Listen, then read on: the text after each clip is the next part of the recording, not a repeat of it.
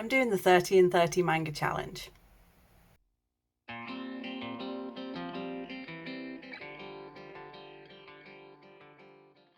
On top of the Asian Readathon and a few other vlogs, projects and other things, I decided that I was going to do all of these and a bunch of others because I dumb, okay? I dumb. I stupid.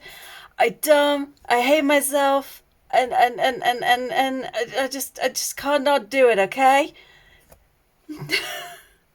Anyway, hi. My name's Kirsty, aka K-Beth Bookish if you're new here.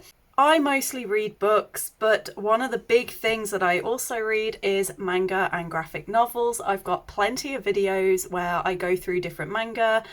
I'm currently working on a wholesome manga vlog where I pick 10 volumes of random manga to see how wholesome they are, and eventually I will compile a mega mix of all the best ones. Obviously this is my opinion. And yeah, I think there's like an official one where people do 30 and 30 manga. I think there's like a person who has organised it, but I only heard of this last year when my partner Ren did it, and I think they've just done it as well this year. I know Brittany's done a 30 and 30, and I thought, do you know what? Lots of people did 30 and 30 books. I know for a fact I've not got that in me, but as manga is a prominent part of my channel, why not do the 30 and 30 manga challenge? This isn't just strictly manga, by the way. There are, I think, going to be like 5 or 6 graphic novels as well. But as long as it's sort of like that manga graphic novel format, it's all good. I'm also taking part in the Asian Readathon this month, and I will link my video to that TBR above and below. As above, so below. But basically the aim is 30 days, and well, there's 31 days in May, but of those 31 days, for 30 of them to read 30 manga. So I am not going to take you through what every single one of these is about right now, because we will be here forever, and I do want to kind of keep this under an hour overall. I might do a 2-part vlog, I don't know. I probably will. But this first part, it's going to be like a multi-part vlog, probably 2 or 3 parts throughout this month. But I did just want to take this bit to just say, these are the ones I have in mind. I might even change what I read. I currently have available 29 things. Most of them are new reads. Some of them are rereads, and a couple of them are for other projects I've got coming up later in the year. So I might not pick them this time around. But the ones I have so far, physically, like right in front of me, I have Your Name Volume 1, Blue Flag Volume 1, The Magic Fish, which is a graphic novel, My Cat is Such a Weirdo Volume 1, which is kind of like a comic, manga, graphic novel combo, Mao Volumes 1, 2 and 3. Because every time I pick a volume up, I remember I have to reread the previous volume because I've forgotten what happens and who everyone is. A reread of Our Dining Table by Mita Ori, which I'm reading for another project to celebrate 5 years on YouTube. Girl from the Other Side. Shiva Compendium, Shiva by Junji Ito, which I'm reading for a Reading Friends Favourite Manga vlog. Also Blue Flag, that is a friend's favourite manga pick as well. This Wonderful Season with You, which is a standalone. Another standalone, There Are Things I Can't Tell You. BL Metamorphosis Volume 1. The Yakuza's Guide to Babysitting Volume 1. Nightshade by Hannah Rose, which is a sort of comic graphic novel that I picked up a couple of years ago, and this is a reread. APOC, which is short for like Apocalypse, and by Hannah Spikings. And again, this is one that I have read and is a reread, but is a graphic novel. Very, very quick, very, very short. And Voices That Count, which is a comics anthology graphic novel. Then the ebook versions, I've got a bunch from NetGalley, which is amazing. I've got Sketchy Volume 1, My Ultramarine Sky, My Lovesick Life as a 90s Otaku, She's My Night Volume 1, Blue Lock Volume 1, King in Limbo Volume 1, and I've got to read this one, Gachiakuta Volume 1. Those are all Kodansha comics. I've also requested a couple on NetGalley for this. So I've got I Felt Myself Slipping, which is a gymnastics queer graphic novel. Sub-Zero Volume 1, which I believe is a webtoon that's being converted into a published graphic novel. And that's it for that one. And then the final ones that I've managed to source through various other means and friends and means and methods. I have Mushishi Volume 1, Gakuen Babysitters Volume 1, Genshiken Volume 1, and the final one will be Spy Family Volumes 10 and 11. So that's the plan for the month. We shall see how that goes. But I guess it's the 1st of May. I should probably actually get on and start reading something manga-y, so yes, let's get to it.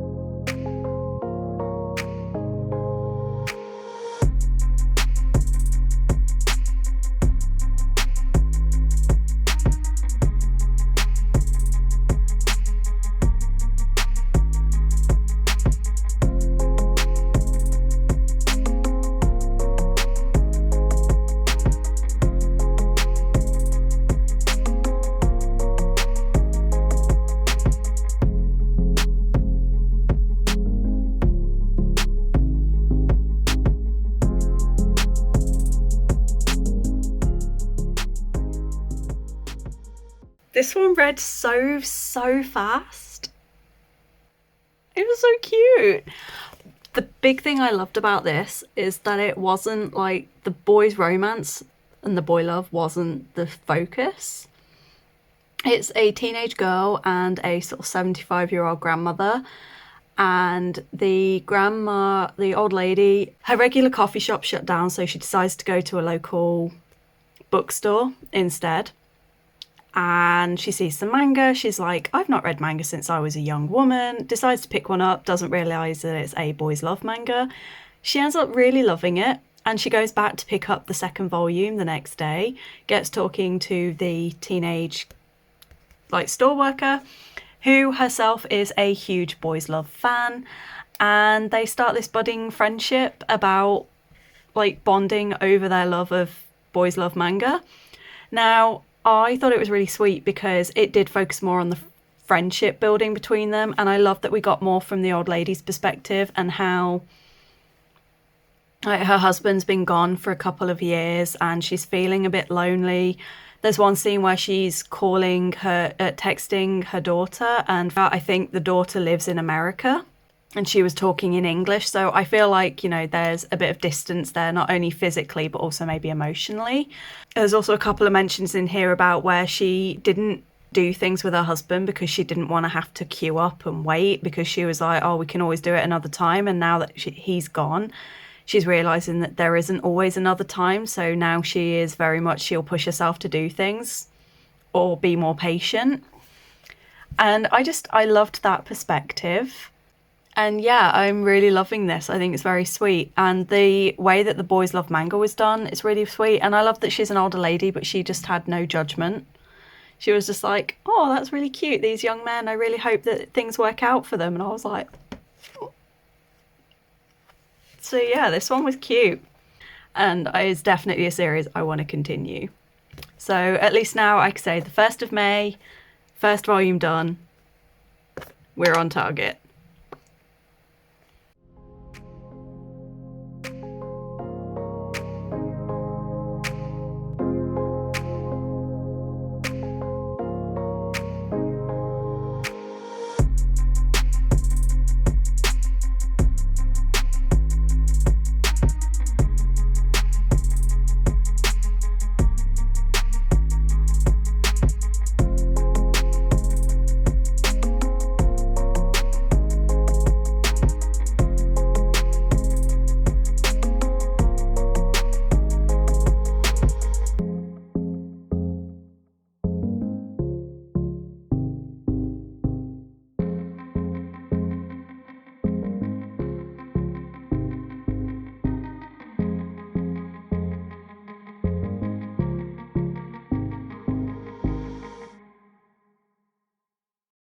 Number 2 is done. Nightshade by Hannah Rose. This is a reread for me. I picked this up at the very first convention that I ever sold my candles at. I picked this up, and when I read it the first time, I think I gave it like a 4-star. But reading it this time, I found myself actually really bored, and I don't know why. I think it's a me problem. But I wasn't enjoying the artwork as much, and I didn't enjoy the story as much this time. And I remember when I read it the first time, I was really excited to continue, and I was really hooked and wanted to know what was going on. But this time I'm just a little bit like, I'm not so sure anymore if I do want to continue it. But this basically centers on, the main story is, it's a bit of a lawless city. It's set in England somewhere, we don't know where, but it's a lawless city where it's kind of divided into 2 halves. We've got the uptown and then downtown. Uptown is sort of doing really well, you know, it's been gentrified, it's got police, it's got order, and downtown has basically just been kind of left to its own devices and has now become a criminal underbelly ruled by gangs. Enter our main character, Ollie, who is from the Uptown. His grandfather was recently murdered by a mysterious entity known as Nightshade, who, despite all the gangs and everything, Nightshade is the one that holds all the power over absolutely everybody. But nobody knows who Nightshade is or how they came to power. And so Ollie ends up teaming up with a girl who lives in downtown to try and find out who Nightshade is, meets up with a bunch of gangsters and this underground society who are trying to unveil Nightshade, and a whole load of stuff occurs. And like I said, it sounded great, and I did enjoy it the first time, but this time for some reason I was just really kind of struggling to get back into it and to want to continue it. So I'm not really sure. This one is, I'd have given this 3 stars. Because there were some really good moments. And I am intrigued to see where it's going to go next. So I probably will at least pick up volume 2, because it's only 3 volumes long anyway. So I will at least probably give volume 2 a go. But that is book number 2 done for this 30 and 30. And yeah.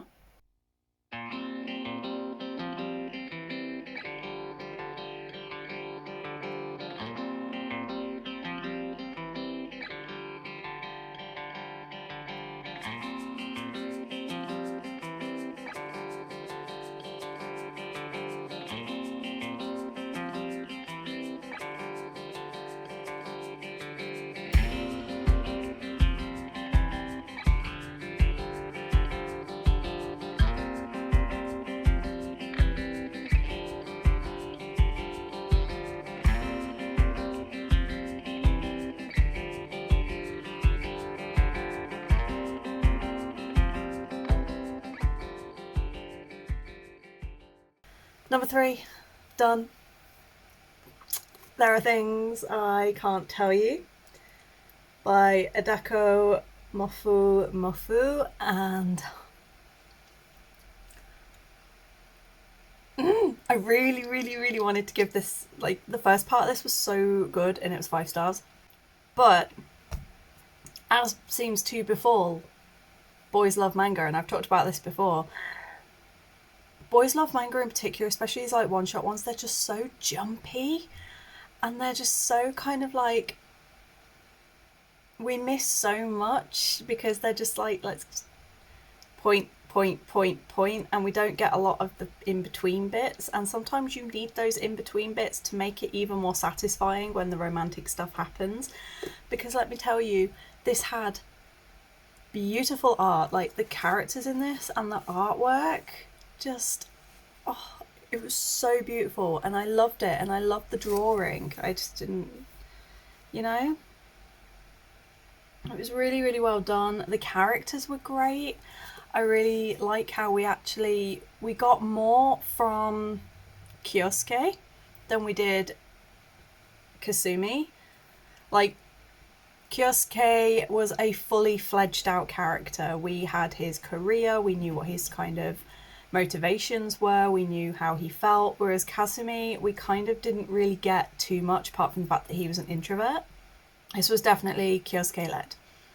But that didn't matter because it was really good. But there were just a few bits where it was like, oh, that escalated quickly, or whoa, where did that come from?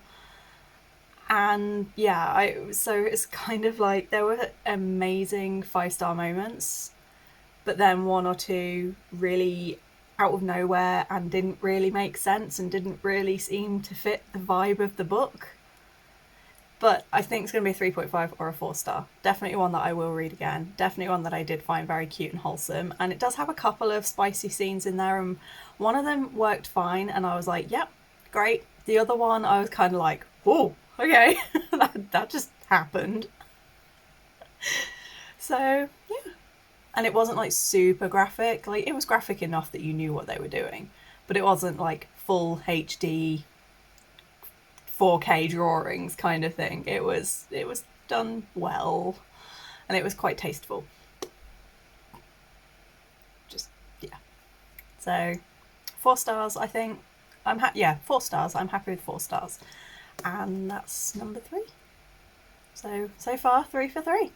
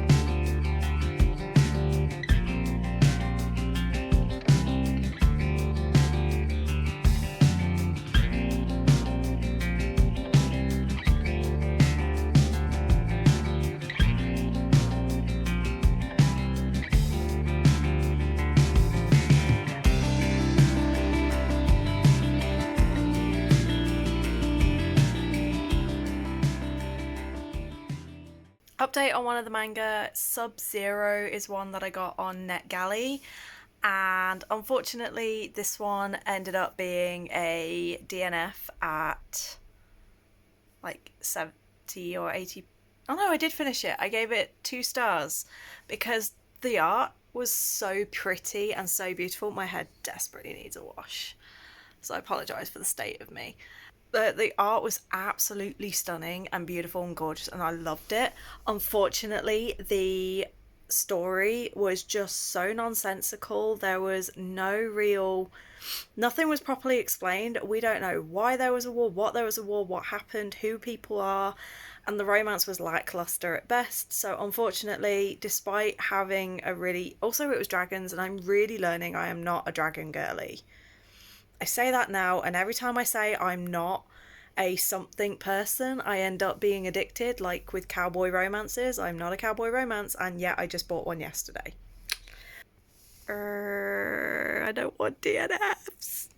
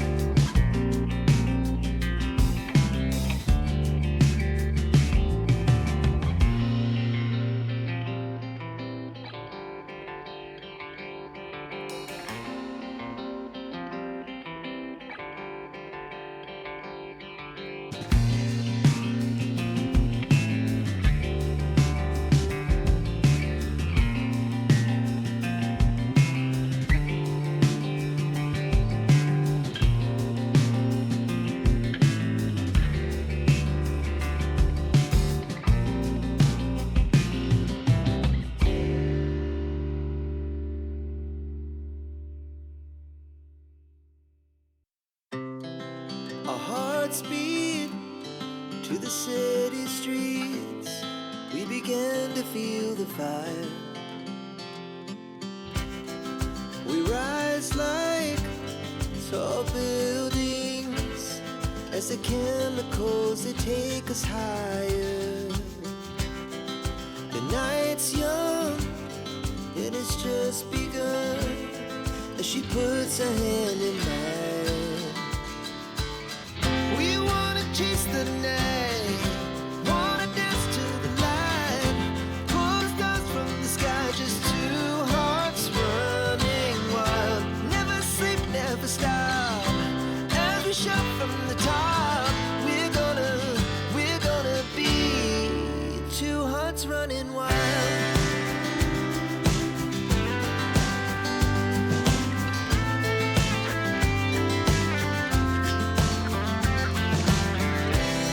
Now the morning is the afternoon. We lay awake in bed. The laughs so loud as the hours pass. We're gonna do it all again. We wanna chase the night, wanna dance to the light, pull the stars from the sky, just two hearts running wild. Never sleep, never stop, as we shout from the top. We're gonna be, we're gonna be two hearts running wild.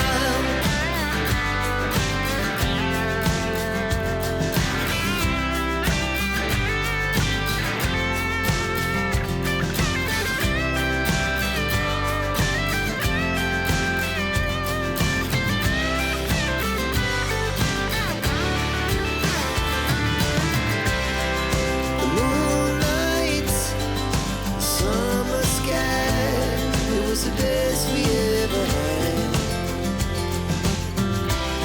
And we'll stay on forever. We'll never have regrets.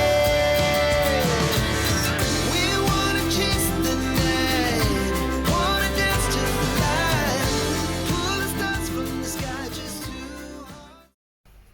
It is the 9th. That was really creepy. I apologise. It is the 9th.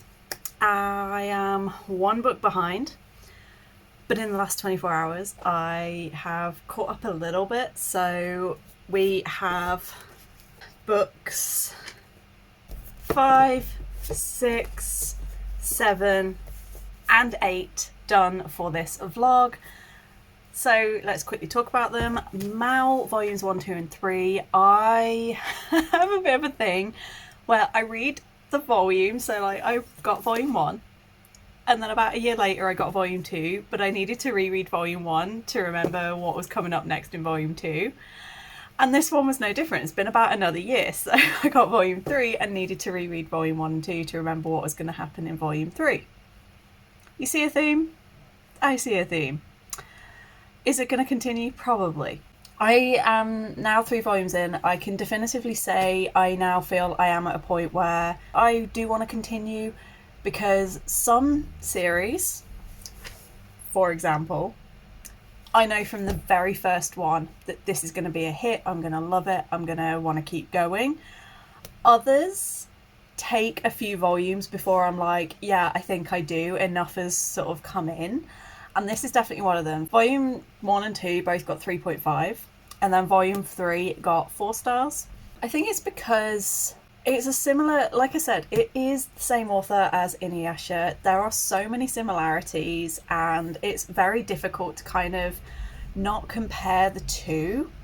But by the 3rd volume, I was starting to recognise them as their own individual characters and stop doing that comparison quite as badly. But I really liked the historical aspect. I am enjoying the sort of Otoya, the little kid, the little boy that's Mao's, I'm trying to think of his name.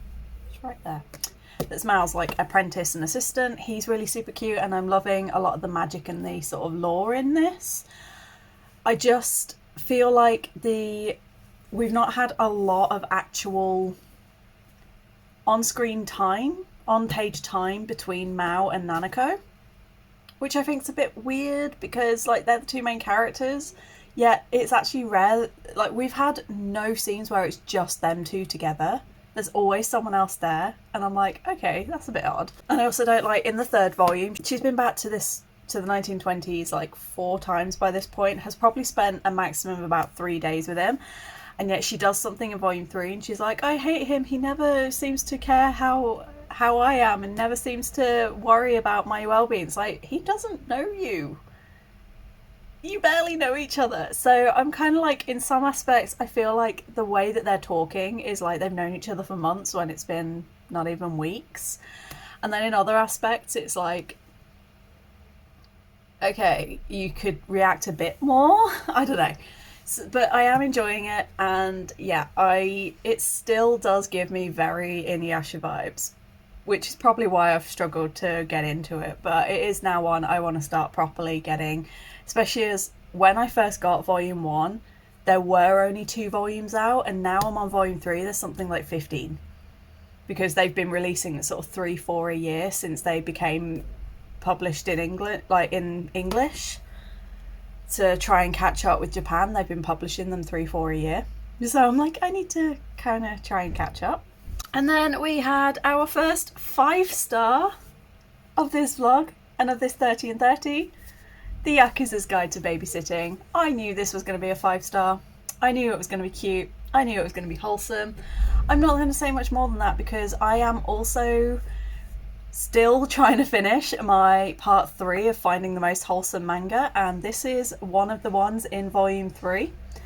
So if you are interested to know my full thoughts on this one and why I gave it 5 stars and what exactly I loved about it, go check out that when it finally gets published. It should come out end of May time, beginning of June. So keep an eye out for that for the full thoughts. But this one did get 5 stars, and again is one I cannot wait to start getting. And I'm going to go back and watch the anime because I started the anime, only got a few episodes in, and now I want to go back and watch it again because I think I'm going to love it.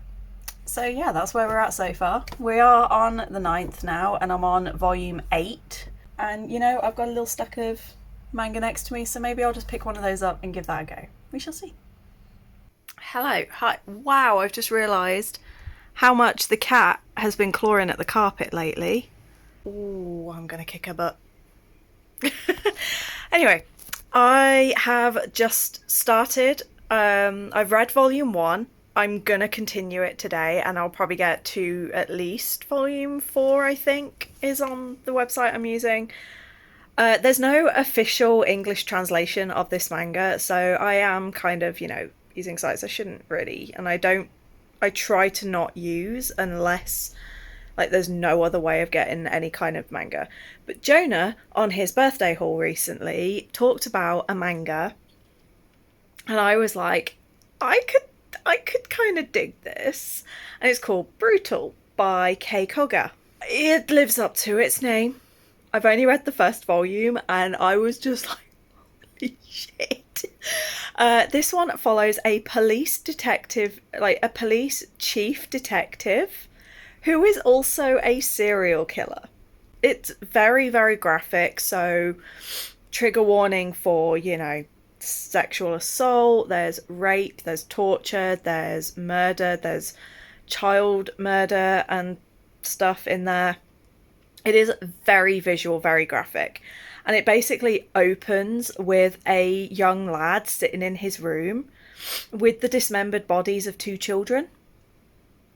And then we follow his story where years later he's been released from prison.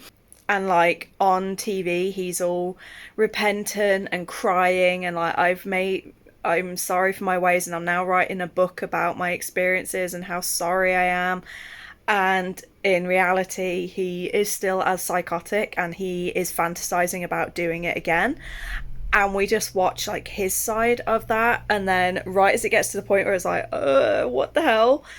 It's the detective steps in and he just delivers his own brand of justice to people who he considers to be beyond the law and beyond justice from the law. And it is so good because there's a guy who has set up a almost like a rape den of sorts, and it's like he gets vulnerable members of the university, of his university, to sign up, and they assault women, and it's like, you know, he gets his comeuppance in a way that had me absolutely cackling, and I was like, ha, you deserve that. And it's like, obviously it's awful watching the things happening, and especially when you know that in real life these things do happen, but it's also just very, very satisfying to watch them get that comeuppance that they are owed. And it's like, yes. So this one is probably the most fucked up, disturbed, graphic thing I've ever read. But the characters are compelling enough, like certainly the detective and like the other police officers around him. They are compelling enough that they added something to the story that made it not just about gore and guts and stuff like that. And like I said, it was my first foray into that kind of like brutal, graphic, gory, thriller, crime, detective, horror type. And I actually really enjoyed it. I gave it 4.5 stars. There's just something about murderers getting their comeuppance and justice that just... It's the reason why I really like series like The Punisher, for example. I just really like those kind of stories of someone who was wronged, or someone who is seeking justice for those who can't get it for themselves. And I like revenge stories, always have done. Did this one go a little far in the graphic details? Maybe, which is why it didn't get 5 stars. I was made suitably uncomfortable.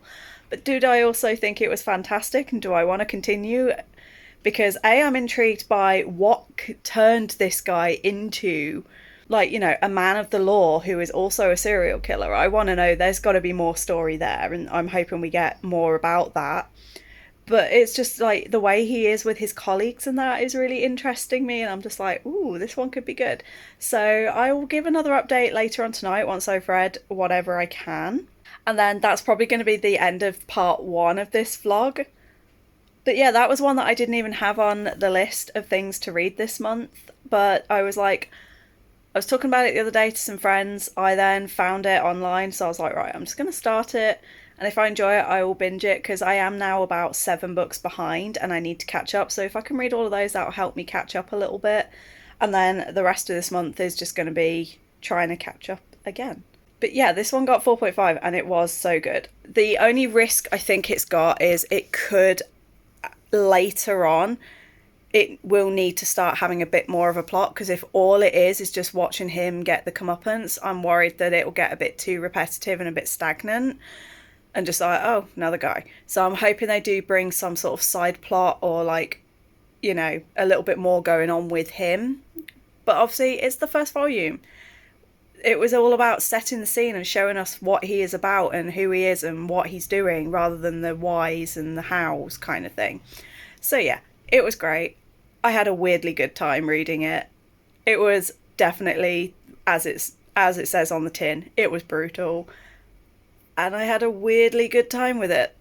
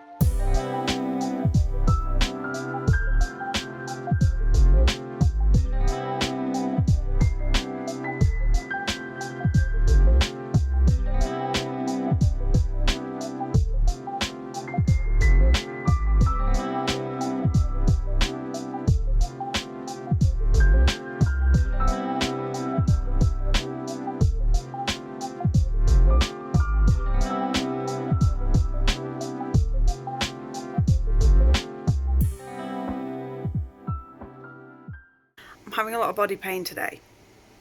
But I decided to do some tidying. And yeah, I'm now hot in a hell of a lot of pain. And yeah, you're just gonna have to deal. But I have now read all 5 of the manga. It has been on hiatus since 2022 because the author is currently sick and having health problems and therefore hasn't been able to write. And so there's currently only 5 volumes, but I've read all 5. And unfortunately, what I thought was going to happen has happened. It's still really fascinating watching the ways that he gets revenge, and it's still always satisfying when you're like, yes, these guys are getting their comeuppance, especially one in particular where it involved an old man and his dog, and I think so far that was my favourite one because it was like, you assholes deserved that. But I will say it has done what I thought, and we are now 5 volumes in, and apart from one tiny little scene, we know nothing about this character. We know that he likes pottery, which I think is hilarious because throughout the series, like, his creations pop up and they're all really bad. But you know, it's just a really funny thing that he's a serial killer and he just enjoys pottery. But it's his kiln and the fires that he has that he used to dispose of bodies. But it's just kind of like, you know, I want more actual plot now rather than this repetitive, someone does a bad thing, he steps in, puts an end to it. Even if it was more to do with, like, we've had a couple of scenes where it's him as a detective and it's him and his team on a case and then he steps in and does the extra thing. They were more interesting to me because we got to see a bit more and those extra characters added a little bit more.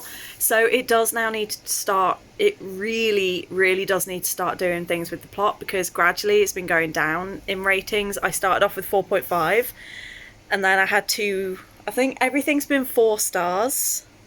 But that first one was a 4.5, then it was a very high sort of 4, then it was like a little bit lower, and each one's just been rated a bit lower because I'm getting bored with the plot and the plot's getting lower and my enjoyment's lowering because I'm not getting as much from it. But the artwork has stayed consistent, the characters, again, I've started to rate a little bit low because I was expecting by this point to get a bit more depth from him in particular. So it is brilliant and it's great to see the ways that he is doing the comeuppance, and he has like this weird obsession with the film The Exorcist, like the 1973 version, and he incorporates that into a lot of his sort of things, and there is like a religious element there where he goes to church and stuff.